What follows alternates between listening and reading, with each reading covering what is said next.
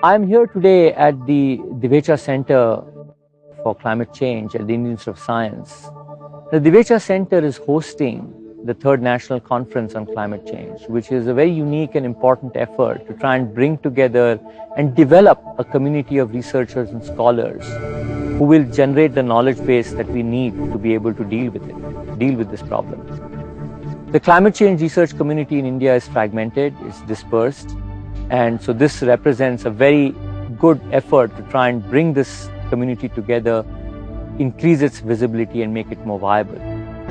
In this regard, adaptation poses some unique challenges. It requires interdisciplinarity. We have to have economists working together with civil engineers, working together with climate scientists and meteorologists to understand what will happen with climate change, what the effects will be, and how do we design policy.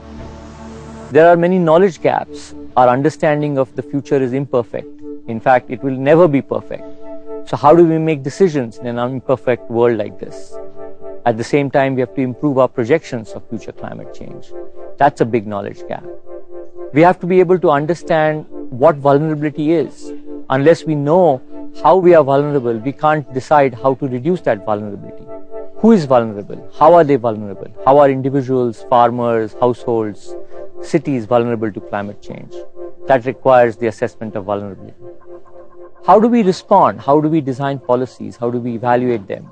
How expensive they are? How do we do cost-benefit analysis? That requires us to understand the economics of adaptation. So this is a very fertile area, and one where I hope that we will have a lot more researchers from India coming together to work on and contribute to the knowledge base and contribute to the effort in becoming more resilient for the future.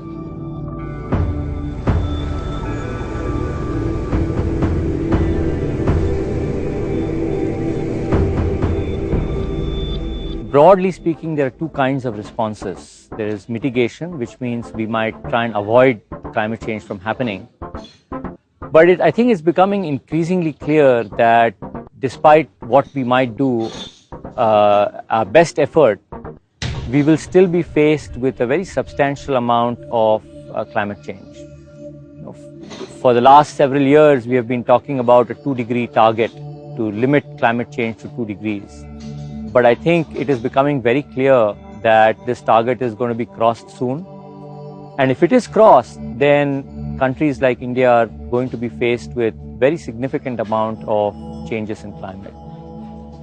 And so what becomes really important for us is not just how to avoid climate change, but what to do if it does happen. And it will happen. It is already happening. And that is what adaptation is all about. How do we adapt to the climate risks that we face today and to the risks we will face in the future.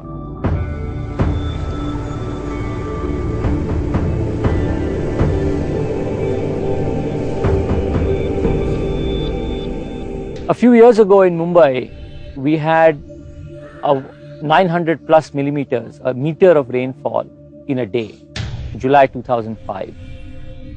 That was considered a historic flood. We had never seen that kind of rainfall before.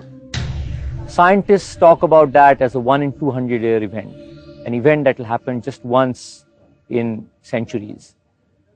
But an event like that might become more frequent with climate change. So 20 years from now, we might face the July 2005 floods again, and then it will become a once in 50 year event, not a once in 200 year event. So how do we deal with these kinds of changes? How do we deal with the fact that in areas that are already stressed because of drought and rainfall patterns might change, might become more intense?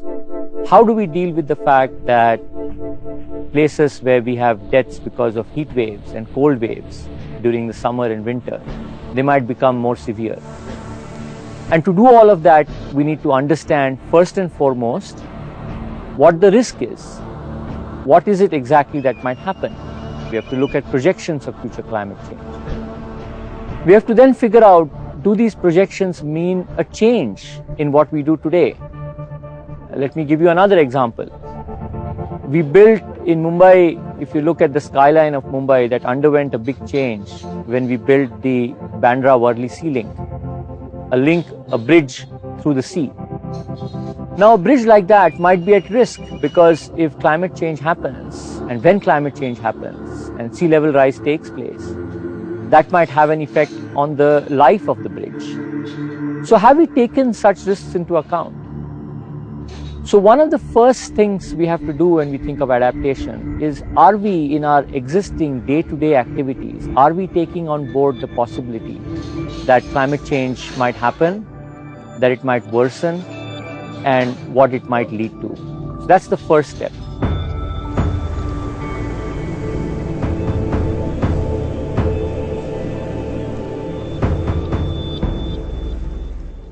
So if you look at what does adaptation then consist of? It consists of policies. So we might say, just as we make environmental impact assessments mandatory for all large projects, we might say, well, any water project has to consider what will happen to it because of future climate change. An infrastructure project, we might say, has to consider what will happen to it because of sea level rise. A hydroelectricity project, we might say, well, what will happen if the river runoff, the stream flow changes? Will we still be able to generate as much electricity as we had planned for? So this is what we call mainstreaming, that the decisions we are already taking today, whether these are water resource decisions, development planning decisions, these decisions need to consider the risk of future climate change. So this is mainstreaming. It also involves new technologies. So we might say, well, because of climate change, we might have to develop more drought-resistant varieties more urgently, and that requires research and development. That's technology. So there's a whole set of different responses that we have to consider when it comes to adaptation.